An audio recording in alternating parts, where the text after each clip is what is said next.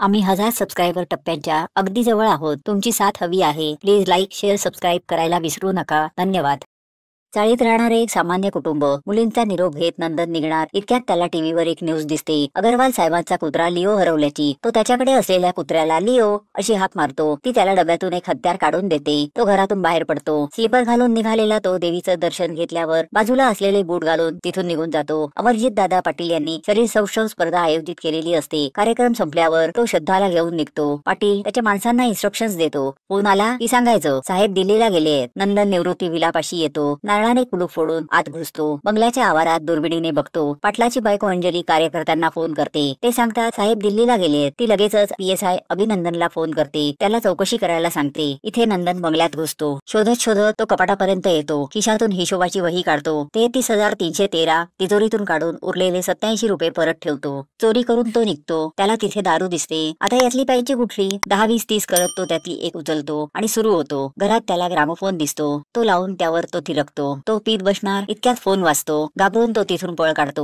पण परत मागे फिरतो. अरे घरात तर कोणीच नाही. मग तो थोडा शांत होतो. गाण्याचा आवाज बंद करतो. बेडरूम मध्ये येतो. तिथेही फोनची रिंग वाजत असते. तो फोन उचलतो. समोर त्याची बायको आशा असते. तो तिला विचारतो तू इथे फोन का करते? मी तुला यासाठी फोन दिला होता की जर मी पकडला गेलो तर तुझ्या मोबाईलवर हा नंबर येईल आणि तुला कळेल. ती त्याला म्हणते तिजोरीतले नेमके पैसे आणू नका. चांगले 40-50 लाख आणा. तो तिला म्हणतो मी एक छोटा चोर आहे. तो तिची समजूत घालून फोन ठेवतो. तेवढ्यात कारचा आवाज येतो. पाटलाची कार बंगल्यापाशी येते. बंगल्याचे लाईट्स चालू असलेले ते पाहतात. ती विचारते नक्की कोणी नाही आहे ना? तो म्हणतो आपण येणार म्हणून मी सगळ्यांना सुट्टी दिली आहे. या धावपळीत नंदन बॅग विसरतो. ते दोघे आत येतात. तो लपतो. ती त्याला विचारते तुझी बायको तर येणार नाही ना इथे? तो म्हणतो ती गेलीये किटी पार्टीला. ती कशाला येईल इथे फार्म हाऊस वर? नंदन त्यांच्यापासून लपत असतो. तो तळघरात येतो. ती त्याला म्हणते तसा माझा नवरा चिडतो तसा तू नाही आहेस. ती गात असताना पाटलाला कोणीतरी असल्याची चाहूल लागते. तो कपाटातून गन काढतो. तळघरात येतो. नंदन तिथेच असतो. तेवढ्यात फोन वाजतो. अमर पटकन मागे फिरतो. त्यामुळे नंदन वाचतो. श्रद्धा विचारते तुझी बायको तर नाही ना? तो म्हणतो मी सांगितलंय मी दिल्लीला जातोय म्हणून. फोन करत असते नंदनची बायको आशा. नंदन तिथून वर येतो. तिथून पळणार इतक्यात त्याला बॅग आठवते. तो परत खाली येतो. ती बेडरूम विचारते. अमर तिला बेड पर्यंत सोडतो. नंदन तिथेच बेड खाली लपलेला असतो. ती चेंज करून घेते. नंदन खाली येतो. त्याचं लक्ष बॅगेकडे असतं. तेवढ्यात परत फोनची रिंग वाजते. अमर फोन स्पीकरवर टाकतो. समोरून आशा बोलते आवाज बदलून बोलू नका. तेवढ्यात श्रद्धा ओरडते तुझ्या बायकोने फोन केला आता काय करायचं? अमर फोन ठेवून देतो. परत फोन वाजायला लागतो. समोरून आशा त्याला विचारते कोण आहे सोबत? मी बाईचा आवाज ऐकलाय. आत्ताच समजतंय तुम्ही एवढे उशिरा का येतात ते. शेवटी अमरजीत सांगतो मी अमरजीत पाटील बोलतोय. तुम्ही कोण बोलताय? ती म्हणते तुमचा नंबर मला माझ्या ह्यांनी दिला. तुम्ही तर दिल्लीला जाणार होतात ना? तो एकदम शॉक होतो. अमर तिला विचारतो मी दिल्लीला जाणार आहे हे तुम्हाला कोणी सांगितलं? ती म्हणते मला माझ्या यांनी सांगितलं. ते तुमच्याच घरात आहेत ना? चोर आहेत ते. चोरी करण्यासाठी आले आहेत. अमर परत गन हातात घेतो. ती त्याला म्हणते 8 वाजता निघालेत. 12 वाजले अजून आलेले नाहीत. काळजी वाटली जरा त्यांना बोलवता का? ते नंदनला शोधायला लागतात. अमर म्हणतो ए चोरा तुझ्या बायकोचा फोन आहे. नंदन लगेचच म्हणतो आलो आलो आणि ते दचकतात. नंदन तिथून पळतो. अमर गन घेऊन त्याच्या मागे जातो. कौलांवरून पळताना नंदन खाली पडतो. खाली उतरून ते त्याच्या जवळ येतात. तो परत पळताना स्विमिंग पूल मध्ये पडतो. नंदनला घेऊन ते परत घरात येतात. अमर त्याला विचारतो हत्यार असेल तर बाहेर काढ. तो एकच आहे म्हणत कटर काढून दाखवतो. पुन्हा फोन वाजतो. नंदन म्हणतो माझ्या बायकोचा फोन आहे. तो फोन उचलतो आणि सांगतो मी व्यवस्थित आहे. ती विचारते मी येऊ का तिथे? तो नाही म्हणतो. अमर विचारतो इथे चोरी करायला येतोस आणि बायकोला नंबर कसा देतोस इथला? नंदन म्हणतो मी प्रामाणिक आहे ना. माझं तुमच्यासारखं नाही. दिल्लीला जातो सांगून भलत्याच गल्लीत फिरायचं. अमर म्हणतो हा लई प्रामाणिक आहे ना. याला पोलिसांच्याच ताब्यात देतो. नंदन स्वतःच उठून अमरला सांगतो मी पोलिसांना फोन करतोय. पोलिसांना तुम्ही माझ्याविषयी सांगा मग मी त्यांना तुमच्याविषयी सांगतो. निवडणुका तोंडावर आल्यात ना. नंदन चक्क फोन लावायला घेतो. अमर एक पायरी खाली येऊन हातातली गन खाली ठेवतो. त्याला विचारतो काय काय चोरलंयस? तो म्हणतो मला हवे होते 33,313 रुपये पण 33,400 घेऊन उरलेले पैसे मी तिथेच ठेवले. ती त्याला म्हणते किती प्रामाणिक आहेस तू. तो निघणार इतक्यात ती गन उचलून त्याच्यावर रोखते. गोळी झाडते. तुझ्या बायकोने पाठवलेला डिटेक्टिव्ह आहे हा. ती म्हणते. अमर म्हणतो अगं ही फक्त घाबरवायला वापरायची असते. तो मेला असता म्हणजे? अमर त्याला घरातून जायला सांगतो. नंदन म्हणतो आधी माझे तिजोरीत ठेवलेले 87 रुपये बॅग आणि कटर परत द्या. अमर म्हणतो एका रात्रीत पिसं काढली आमची. काही मिळणार नाही. तो निघत असताना बेल वाजते. नंदन म्हणतो बहुतेक माझी बायको असेल. अमर त्याला म्हणतो म्हणजे तू इकडचा पत्ता पण दिलास? नंदन बघायला जातो आणि म्हणतो माझी बायको नाहीये. नंतर अमर बघतो समोर अंजली उभी असते. तो तिच्याकडे येऊन म्हणतो, बोकात माझी बायको आहे. अंजली श्रद्धा कोसळते. अमर नंदन निघू नये म्हणून त्याला पकडून ठेवतो. ती बाहेरून हाका मारत असते. तो त्याला चॉकलेट बॉक्स मध्ये नोटांचं बंडल देऊ करतो. नंदन म्हणतो, खोटं बोलायचं असेल तर खूप पैसे लागतात. अमर त्याला सांगतो, तू तात्पुरता हिचा नवरा हो. श्रद्धा त्याची बायको बनायला तयार होते. तो त्याचं नाव त्याला सांगतो. तुझं नाव परमजीत अहलुवालिया. तो अंजलीची ओळख करून देतो. अमर तिला सांगतो, मी एअरपोर्टवर गेलो होतो पण ऍसिडिटी झाल्यामुळे इथे आलो. प्रायव्हेट जेटने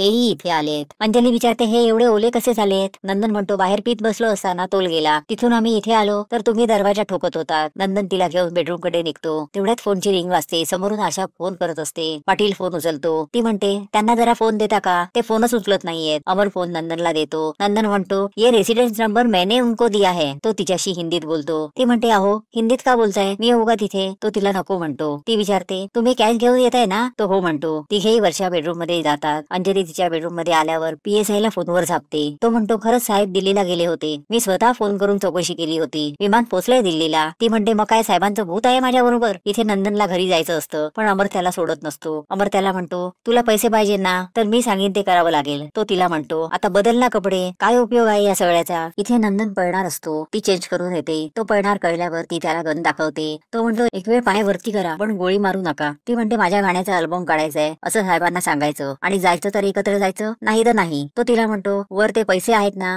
ते अर्धे अर्धे करूया आणि सुटूया यातून. अंजली अमरला विचारते, बायको सुंदर दिसते, नक्की त्यांचीच आहे ना? अंजली किचन मध्ये जाते. तेवढ्यात फोन वाजतो. ते दोघे परत तिच्या समोर असतात. फोनवर आशा असते. ती विचारते, माझे मिस्टर नंदन आले आहेत ना तिथे, जरा त्यांना फोन देता का? अंजली म्हणते, ते इथे कशाला येतील? आशा म्हणते, उगाच खोटं बोलू नका, मला सांगून गेले ते तुमच्याकडे येणार आहेत म्हणून. अंजली फोन कट करते. अमर तिला विचारतो, कोणाचा फोन होता? ती म्हणते, कुणीतरी एक बाई होती. माझा नवरा इथे आलाय का ते विचारत होती. नंदनला धडकी भरते. त्याची आणखीन एक ऍक्टिंग चालू होते. पोटात अन्नाचा एक कण नाही, गरगरतय मला. तो म्हणतो, अंजली त्याला म्हणते, मी तुमच्यासाठी खायला घेऊन येते. अंजलीचं बोलणं ऐकून PSI चिडतो. तो म्हणतो, मर मरायचं पोलिसाने आणि लागते कोणाची? पोलिसाचीच. मी कॉप्या करून पास झालोय म्हणते. तो गाडी बंगल्याकडे फिरवायला सांगतो. ते बंगल्याच्या दिशेने निघतात. अंजली नंदनला विचारते, तुम क्या करते हो? तो म्हणतो, महाराष्ट्रात जी इन्फॉर्मेशन जरुरी असते ती चोरी करतो. बघा ना काय टाइम आलाय. आज महाराष्ट्र दिल्लीवर अवलंबून आहे. खाणं पिणं करायला ते बाहेर बसतात. अमर त्याला बाजूला घेऊन जातो. नंदनला पळायचं असतं. अमर त्याला कुत्र्याच्या पिंजऱ्यात बंद करतो. अंजली श्रद्धा गप्पा मारायला टेरेसवर येतात. अंजली विचारते, तू यांना कसं काय हो म्हटलंस? श्रद्धा म्हणते, मला वेळच मिळाला नाही. तुला पहिल्यांदा पाहिलं ना तेव्हा मला वाटलं तुझं आणि पाटलांचंच आहे काहीतरी. नंदन पिंजऱ्यातून पळ काढतो. कंपाऊंड वॉल वरून उडी मारून बाहेर पडतो. तिथे पोलिसांची गाडी असते.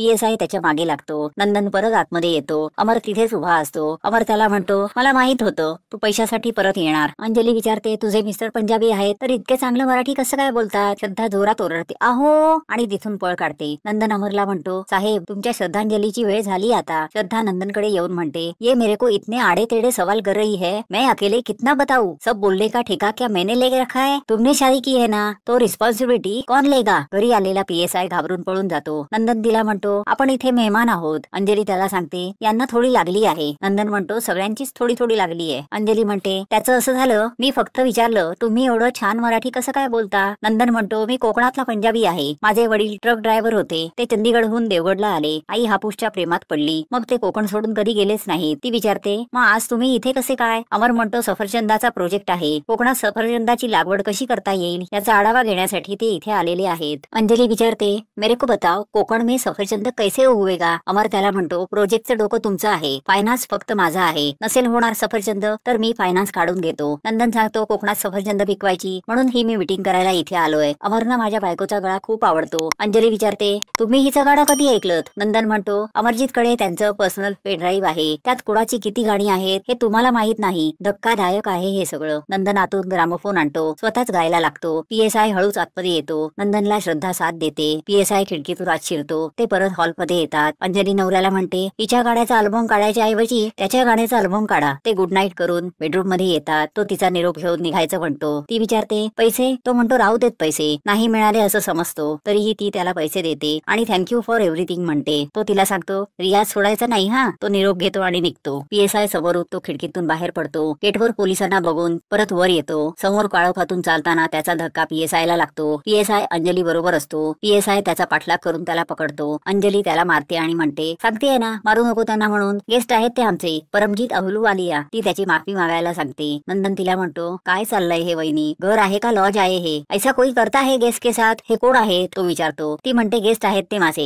ती त्याला म्हणते हे पाटलांना सांगू नका हा. PSI त्याला धमकी देतो. कुणाला काही सांगितलं तर इथेच ठोकीन. पोलीस आहे मी, सगळ्यांना सांगीन चोर होतास, एन्काउंटर केलं. नंदन त्याच्या हातातून निसटतो. पळताना साहेब अशी पाटलाला हाक मारतो. पाटील जागा होतो. बाजूला अंजली नसते. इथे PSI नंदनला पकडतो. नंदन विचारतो मॅडम हा आवडतो तुम्हाला? नाव काय याचं? ती म्हणते अभिनंदन. त्याला पकडून परत घरात आणतात. ती त्याने तोंड बंद ठेवावं म्हणून फ्रेमच्या मागे लपवलेले पैसे त्याला देते. तेवढ्यात पाटील बाहेर येतो. ती परमजीतचा पुतण्या आलाय असं पाटलाला सांगते. नंदन म्हणतो आशाने पाठवलंय त्याला. पाटील म्हणतो तुझा पुतण्या आणि पोलीस या सगळ्यांच्या नाड्या नंदनच्या हातात असतात. श्रद्धा तयार होऊन खाली येते. PSI श्रद्धा एकमेकांना बघून किंचाळतात. श्रद्धा पण बंदूक काढते. नंदन त्यांना समजवायला येतो. दोघांची ओळख नसताना तुम्ही एकमेकांवर अशा बंदुका का ताणताय? तो म्हणतो ही माझी बायको आहे श्रद्धा. आता नंदनचं खोटं उघडं पडतं. उसवल गण कोत सार असं म्हणत तो पळायला लागतो. शेवटी तो म्हणतो 2-2 बायका मी केल्या, लफडी मी केली, आता दाखवतोच तुम्हाला. तो घरात येतो. प्रत्येकाने त्याला दिलेले पैसे त्यांना परत करतो. तेवढ्यात हवालदार सांगायला येतो साहेब बाहेर एक बाई आलीये आशा नावाची. नंदन बाहेर येऊन मुलींना आणि आशाला भेटतो. तो आत येऊन आशाची ओळख सगळ्यांशी करून देतो. आशाला सगळा प्रकार कळतो. ती त्यांना म्हणते जरा जोडी जोडीनं बसता का? ती त्यांना हळदी कुंकू लावते. निघताना अंजली त्याला फ्रेम देते. पाटील ग्रामोफोन आणि पैशाचा डबा देतो. PSI म्हणतो तो लिओ आहे ना तुझ्याकडे, त्याला व्यवस्थित सांभाळायचं. 8 महिने त्याला शोधण्याच्या ड्युटीवर होतो मी. श्रद्धा त्याला त्याचे पैसे देते. सगळं घेऊन ते निघतात. बाहेर आल्यावर हवालदार कदम आशाला म्हणतो कॉलेज नंतर आज पहिल्यांदाच दिसतेस. तुझा नवरा चोर आहे, काही लागलं तर मला सांग, आपण घेऊन सांभाळून. मी फेसबुकवर आहे, रिक्वेस्ट पाठवली आहे तुला, एक्सेप्ट करती. ती हो म्हणते. नंदन शांतपणे डोळे मिटून बसलेला असतो. आशा आणि कदमचा चोरीचा मामला सुरू होतो.